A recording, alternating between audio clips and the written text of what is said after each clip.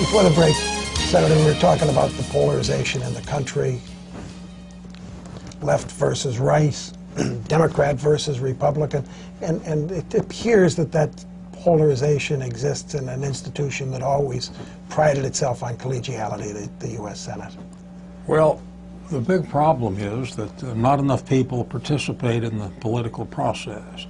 You have a really good senator like Joe Lieberman can't be elected in the Democratic primary. He had to run as an independent. That can't be done in Pennsylvania.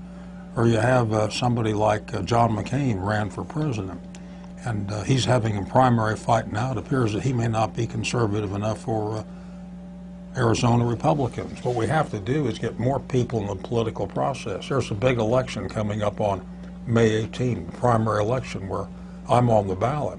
And people need to come out and vote. If enough people voted and insisted that people like Arlen Specter, and they don't have to tell me to be bipartisan and vote my conscience and listen to the people, but if they insisted that, generally we would break this gridlock.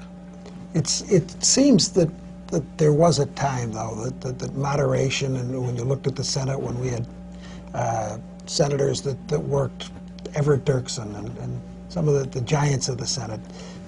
Vice President Biden told the story of Hubert Humphrey when he was dying, sitting in the Senate chamber, and the senator from Arizona, Barry Goldwater, walked in and gave him a bear hug. And Vice President Biden said that was the Senate that existed then.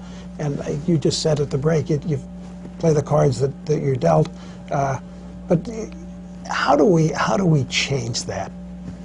By citizen participation. America wants to be governed from the center, and the people in the center participate. It can be changed. I really agree with you as far as the left. It's a shame when we see the name calling and the angry vitriol from the left, as much as from the right. No, it's from the right. It's the Tea Party gang. You saw that town meeting I had in Lebanon. The guy was apoplectic. He came up to me. The security wanted to throw him out, and I stopped him. I didn't want the headline to be "Citizen Ejected." I wanted the headline to be "Senator Arlen Specter keeps his cool."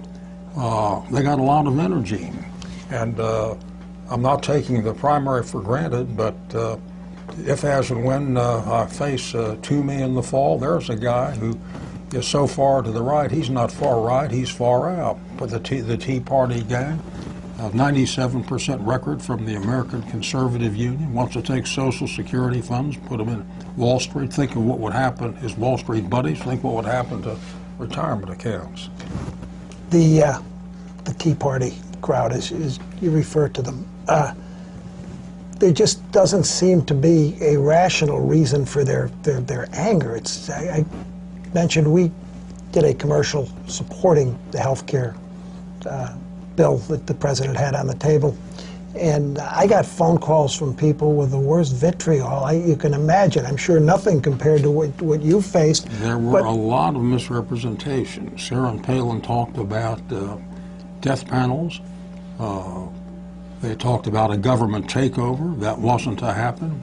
Even if the government option had been passed, which it wasn't, I was for it. It was an option. It wasn't total. Hey, we're going to talk about my award from the veterans? Yes, we are. As I think I mentioned at the beginning of the show, we first met with Senator Dole at the Veterans Hospital, and it meant so much to my father-in-law. But you have had a soft place in your heart for veterans, and you tell the story about your dad. Would you share that with your viewers? The first veteran I knew, Todd, was my father, Arlen Specter. He's a Russian immigrant, served in World War I, was wounded in action. The government promised the veterans a $500 bonus, and as usual, the government broke the promise. There was a march on Washington during Hoover's administration. The Army was called out. On the march, they fired on, shot, and killed American veterans, one of the blackest days in American history. And in a sense, I've been on my way to Washington ever since to get my father's bonus. And I haven't gotten it yet, Todd. That's why I'm running for re-election. But I have taken a special interest in veterans matters. I chaired the Veterans Committee. This award I got, this bayonet and this helmet, is in recognition for what I have had done. Done a lot for the VA hospital in Wilkes-Barre. An addition there, excellent care, and visited there with Senator Dole years ago on the incident you talk about, and it was an inspiration when I was a toddler from my father's experience. We just, our office lost a loved one. My secretary's father, Leo Burke, passed away this week, but he served in the Army during World War II, particularly in the Battle of the Bulge. And that great generation is unfortunately disappearing too rapidly. But they made great contributions, and sometimes our government has forgotten them. Well, my brother Morton was in the service. My brother-in-law Arthur Morgenstern. I was in the service. I'm a veteran, served stateside during the Korean War. We owe the veterans a great deal, a great deal. The Iraq veterans, the Afghanistan veterans, the Vietnam veterans, giving life and limb. And that's why we need to increase veterans' benefits. We need to show them how much we appreciate what they've done for this country. And you've always been there for the veterans, and I don't know how many times you've visited the Veterans Hospital in Wilkes-Barre, but certainly I know for a fact that you've been there multiple times, not for politics, but to visit and to pay tribute to these guys that have given so much to the country. It boosts the veterans when somebody from Washington comes and takes a look, and also it tells me what they need to have done. Last week I was in the Veterans Administration in Altoona, Pennsylvania. I kept their surgical service. I brought in General Shinseki, who's now the Secretary of Veterans Affairs, to Pennsylvania to visit a couple of veterans hospitals to see what is going on. So when I come back to Washington, I tell my colleagues what's happening and what we need to do.